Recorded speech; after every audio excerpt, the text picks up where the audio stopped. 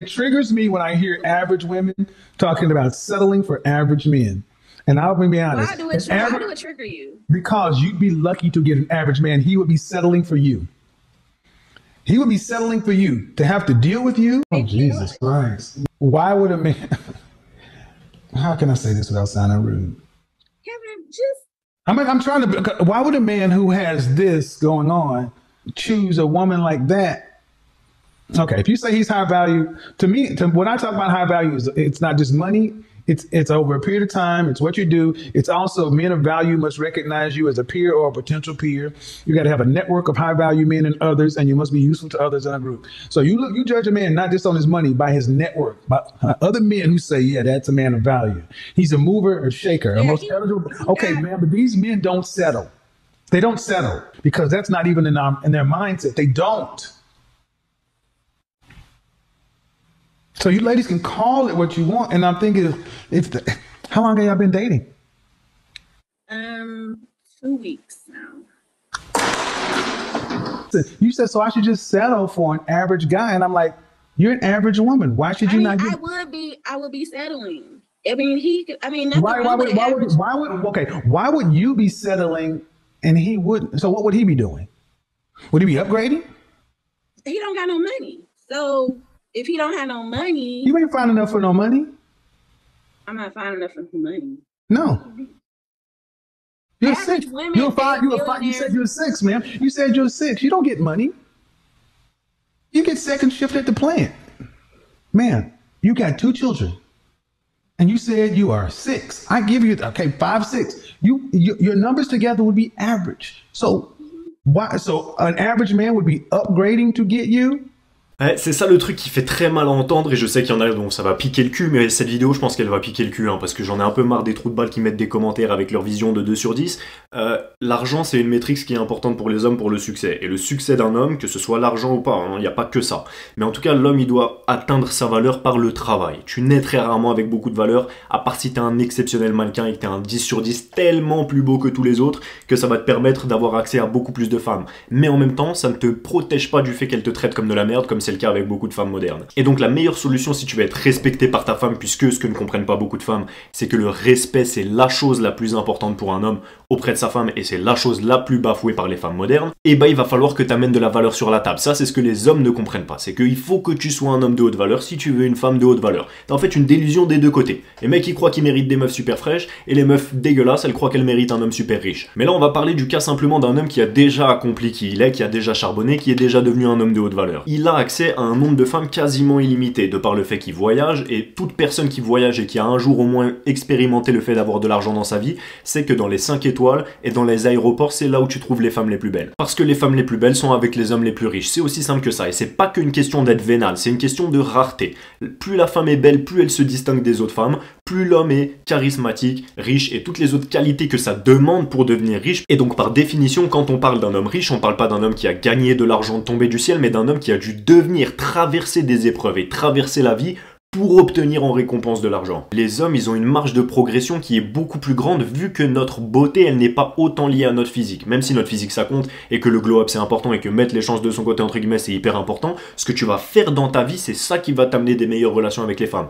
Là où les femmes, c'est vrai que c'est un petit peu plus lié à leur beauté. Même si tu peux maxer ta beauté par le fait d'aller à la salle, de bien manger, d'être une femme féminine, intelligente, cultivée, avoir de la conversation, être drôle, être soumise, pas péter les couilles, enfin bref, il y a beaucoup de choses que tu peux faire pour améliorer ta valeur. Mais je trouve que la marge de progression chez un homme est énorme parce que tu peux devenir un homme 10 sur 10 même si t'es pas beau. On dirait que être une femme féminine c'est négatif maintenant. Les femmes elles veulent tout être masculines et en plus elles veulent exiger qu'un homme soit plus masculin qu'elle quand même. Aucun sens. Relationships are hard. So ma'am, you got all the things you need except somebody to share life with. And the man who can meet your standards, okay? Can he meet other women's standards? Okay, then why should he not get the best? If he can meet your high standard, he can meet another woman's standard. And all I'm saying is that why should a man have to settle for a woman with 2 kids? Because you got a business? They don't have, Kevin, they don't have to settle for me. But you said you'd be settling for him. Okay, just like you, Kevin, you say that high value men are supposed to have money, right? That's what you say. So if they don't have money, that means their value is low, right? No. And you go off women. No. If you want to know, no. High value men, that's a completely different component. That's less than 10% of men. Mm-hmm. And high value men get high value women who are in high demand. Right. That's not your category. Et dans un monde où le confort il est mis en avant tellement, et ben les gens maintenant ils préfèrent juste se branler et avoir une vie tranquille et sacrifier une part du bonheur potentiel qu'ils pourraient avoir plutôt que de faire les efforts qui vont les amener à avoir ce bonheur. Pour les hommes, ça signifie se branler, jouer aux jeux vidéo et manger de la merde, devenir obèse, devenir des simps et payer pour des photos de pieds parce qu'ils ont l'impression que la dopamine c'est ça être heureux. Et pour les femmes, c'est plus ou moins faire la même chose tout en restant célibataire parce qu'elles ont l'impression que être avec un homme c'est plus péter les couilles qu'autre chose. Et du coup, de moins en moins de gens expérimentent la beauté d'avoir une relation saine où la femme est extrêmement féminine et où l'homme est extrêmement masculin. Et c'est ça qui fait qu'il y a de moins en moins de taux de naissance, de moins en moins de personnes heureuses, de plus en plus d'hommes qui se suicident, de plus en plus de personnes qui se sentent seules et en même temps de plus en plus de personnes qui veulent rester seules malgré une croissance énorme de la dépression. Would you say that you're a woman that's in high demand or most wanted? I could be. I mean, yeah, I could be. I mean, you could be? Ma'am, you're 37 with 2 children. Mm-hmm. Where in the world do women who are average to above average, average to cute, who are a little overweight with 2 kids, where are these women in high demand?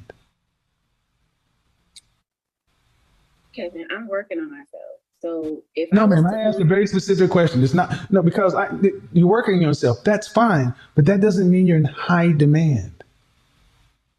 I can get there, can I? Quel est mon positionnement et en quoi je suis légitime de parler d'hommes de haute valeur? À 19 ans, j'ai coaché déjà des centaines de personnes à la vente et à la psychologie. À 20 ans, j'étais dans un hôtel 5 étoiles au Mexique et j'ai fait des conférences, des dizaines et des dizaines de conférences l'année de mes 20 ans, dont certaines sur scène devant des milliers de personnes. Et là, à l'année 2017, on commençait à vraiment se développer partout, tous les produits étaient déjà mis en place. J'ai des gens qui m'ont remercié des dizaines de fois pour avoir changé leur vie. Des années après ça, j'ai des compagnies d'import-export à l'international. Toutes les personnes qui sont autour de moi sont des hommes qui font du 5 chiffres par mois, du 6 chiffres par mois ou qui au minimum sont des entrepreneurs avec des employés. Et encore aujourd'hui, tous les jours, j'ai des hommes qui regardent mes vidéos, qui m'envoient des messages pour me dire que j'ai changé leur vie, que je les ai motivés à devenir meilleurs. 95% des personnes qui ont pris des consultations individuelles avec moi en ont repris au moins 1, 2 ou 3 après ça, parce que j'ai eu un impact dans leur vie. En clair, à 19 ans, 1 an et demi avant ça, je travaillais à l'usine en 2-8, je fumais du shit et je me faisais péter le permis parce que j'étais bourré, et 1 an et demi après, j'étais dans des hôtels 5 étoiles et je voyageais dans le monde. 2 ans après avoir été majeur, j'avais déjà accompli des choses que 99,99% des hommes n'accompliront jamais de leur existence. Donc, quand je te dis dans quelques-unes de mes vidéos que je suis pas le genre d'homme que t'as déjà vu dans ta vie, mais c'est normal, puisque toi tu vois la vie à travers ton regard de victime, donc tu te dis, comme je suis une grosse victime et que ma vie elle pue la merde, ça doit être le cas de tout le monde. Frérot, je t'ai déjà dit, t'as jamais vu quelqu'un comme moi de tes yeux dans toute ta vie. Et c'est parce que je le sais, et c'est parce que j'ai vécu cette vie-là, et c'est parce que avant j'avais une vie de merde que je sais que c'est possible de changer les choses. Je suis pas youtubeur moi frérot, regarde ma chaîne, ça fait 4 mois que j'ai créé une chaîne YouTube, j'ai 2000 abonnés. Connect frérot, YouTube c'est pas mon métier. Et j'expliquerai à l'avenir pourquoi est-ce que je fais YouTube uniquement aux personnes de mon armée, parce que les autres je m'en bats les couilles. Vous êtes pauvres, il faut des perdants pour qu'il y ait des gagnants, et Dieu merci, vous êtes tellement des perdants que ça me permet de gagner tellement fort, et que ça va permettre aux autres de gagner encore plus. Mais juste pour que ce soit clair, parce que me comparer moi avec une caissière de McDo, clairement t'as plané frérot. À mon âge, j'ai déjà accompli ce que la majorité des gens n'approcheront pas du doigt. J'ai charbonné, je sais ce que les hommes de haute valeur veulent parce que j'en suis un, parce que j'en suis devenu un, et parce que c'est uniquement les hommes que je côtoie, et je sais comment doivent se comporter les femmes pour les avoir et pour les satisfaire, c'est aussi simple que ça. Donc oui, je suis en bonne position pour parler de ça, et c'est pas mon nombre d'abonnés qui change quoi que ce soit, puisque j'étais déjà comme ça avant YouTube, et que c'est la raison pour laquelle je suis aussi à l'aise de parler devant une caméra et de vous parler de ça, et que encore une fois, réveillez-moi à 3h du matin, je vous graille en débat comme ça. Mais en vrai, ça je le dis encore une fois pour les gens solides qui veulent passer à l'action et passer au niveau supérieur, croyez-moi, c'est possible. Pour tous les autres, de toute façon, vous êtes des perdants et vous resterez des perdants. Mais je pense que je le dois aux hommes charismatiques et qui veulent le devenir, qui aspirent à devenir meilleurs, de vous expliquer d'où je viens et qui je suis. Oui, j'ai accompli ces choses-là, et oui, c'est possible, et oui, c'est que le début. 80 years ago. 80 years ago. Would she be with a man in the top 10% of all men? 80 years ago. Yeah. No. There are a limited amount of these men to go around. You're an average woman by any stretch of the imagination. And I think that's being fair. Average at best is more likely the term. Average at best would be pretty fair. Okay, But listen. I'm listening. But the issue is, so I got to settle for an average man. That's not settling. That's getting what you can afford to buy on the sexual marketplace. Okay, so if I wanted a high value man, what do I do? Be reincarnated. You can't get one. Les gens qui sont des 5 sur 10, vous avez deux options. Travailler pour devenir un 6, 7, 8, 9, 10 ou être content d'être avec des 5, 6 sur 10 et d'avoir ces résultats-là dans votre vie. C'est ça le problème en fait, c'est que les gens sont des 5 et veulent obtenir des résultats de 10 sans travailler et pensent que c'est au monde de s'adapter à eux. Donc il n'y a aucun problème avec le fait d'être un 5 et moi je vais pas blâmer une femme parce qu'elle est en surpoids, parce qu'elle amène rien à la table dans la relation, parce qu'elle a des enfants, etc. Il n'y a aucun problème, juste tu peux pas demander d'être avec un 10 sur 10. De la même manière qu'un homme qui a accompli des choses de 5 sur 10 dans sa vie ne peut pas demander d'être avec des 10 sur 10. Pourquoi est-ce que moi-même je peux sortir avec des femmes qui pourraient sortir si c'était au niveau de la beauté avec des hommes beaucoup plus beaux que moi? Parce que ce que j'ai fait dans ma vie, c'est rare. Et parce que du coup, par définition, puisque ma valeur est définie par qui je suis à l'intérieur, par mon énergie, par mon charisme, et parce que j'amène au monde vu que je suis un homme, eh ben j'ai accès à des femmes plus belles, puisque elles, leur métrique, c'est la beauté, la féminité, la soumission. Mais il a fallu faire ça. Avant d'avoir fait ça, j'avais pas accès à la même catégorie de femmes. Donc ta vie, elle change quand tes actions, elles changent. Si tu changes pas tes actions, tu peux pas avoir accès à des femmes plus belles.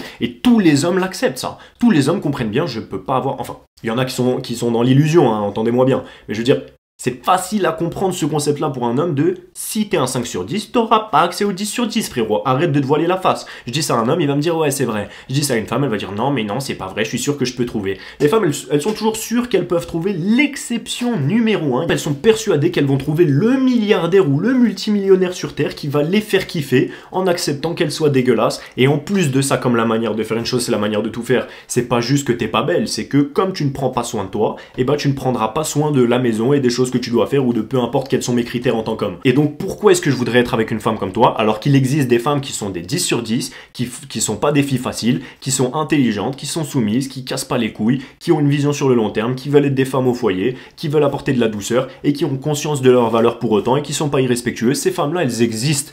Donc pourquoi est-ce que tu vas te mettre avec une femme qui soit est moche, soit pète les couilles? Et le problème, c'est même pas les femmes moches qui sont délusionnelles, en vrai, c'est les femmes qui ont un problème de comportement. C'est pour ça qu'elles se permettent de brag, et encore une fois, je le répète, à chaque fois que j'ai eu une conversation avec ça, sur les femmes les plus belles, que ce soit en France ou à l'étranger, n'importe quelle culture, tu me donnes 15 minutes avec une vraie discussion sérieuse avec une belle femme, et elle va être d'accord avec moi. C'est que les gens qui pètent les couilles, les hommes féminins, et les femmes éclatées qui disent l'inverse. But Kevin, I talk to pretty good high volume. I go on dates with high caliber men. Yes, they will go on dates with you. They will talk to you. They'll have sex with you. We talk about marriage. We talk about marriage. I want you to understand this is one of the issues because I talked about this for a year and a half because men will deal with you. What man of value who is a high value man recognized by other men of value? What man that fits in that category is seriously vetting you to be a wife today? I'm talking to someone now. I've been dating this guy now who's pretty high value, and we've been talking. How old is he? He's 51. What makes him high value? He owns his own car dealership, and he has multiple businesses. He owns houses. Like, he's doing pretty good for himself. He's probably not rich, but ma'am, being high value is more than just money. Même s'il avait beaucoup des caractéristiques d'un homme de haute valeur, si je vois ta femme et qu'elle est comme ça, et qu'en plus c'est une femme qui pète les couilles, je parle pas du physique là, je parle vraiment de l'énergie, de couper la parole, de vouloir être masculine, de vouloir imposer qui t'es, etc. Juste ça, pour moi, tu n'es plus un homme de haute valeur. Puisque la capacité de t'entourer de femmes soumises, c'est l'un des critères qui font de toi un homme de haute valeur. Si t'es charismatique, intelligent, riche, mais que tu t'entoures de femmes qui pètent les couilles, ça va au bout d'un moment te rendre fou. À moins que tu arrives à avoir suffisamment de distance pour ne jamais les prendre au sérieux et juste tu couches avec elles et t'en as rien à foutre. Dans ce cas-là, c'est ok. Mais si tu veux sérieusement avoir une relation avec une femme qui pète les couilles, par définition, tu n'es plus un homme de haute valeur puisque les relations ont un impact sur qui tu es, quoi qu'il arrive, encore plus avec une femme. Et c'est pour ça que je parle d'argent, de business, etc., mais aussi de femmes. Pour que vous compreniez qu'un homme riche qui ne gère pas bien ses relations, et je sais que c'est l'objectif de beaucoup d'entre vous, de faire de l'argent, de devenir indépendant, et vous avez raison de le faire, j'encourage ça à 100% et je vais vous donner des conseils pour vous permettre d'y arriver. Mais il faut bien que vous compreniez que si vous ne maîtrisez pas votre point de vue sur les femmes et vos exigences envers elles, ou que vous-même ne méritez pas ces femmes-là, vous finirez malheureux en relation, comme la plupart des millionnaires qui se font tout voler à 50 ans, parce qu'ils ont mal choisi, parce qu'ils n'ont pas été l'homme qu'il fallait être pour mériter les bonnes femmes. I said seriously, but considering you to be a wife in 2 weeks, man. We just been. I said we've been talking about it. Man, that's what I'm saying, man. I said, what man of value who's recognized by other men of value is seriously vetting you to be a wife? And you said this man, you ain't known this dude for 2 weeks. It triggers me when I hear average women talking about settling for average men. And I'll be honest. Why do it trigger you? Because you'd be lucky to get an average man. He would be settling for you. He would be settling for you to have to deal with you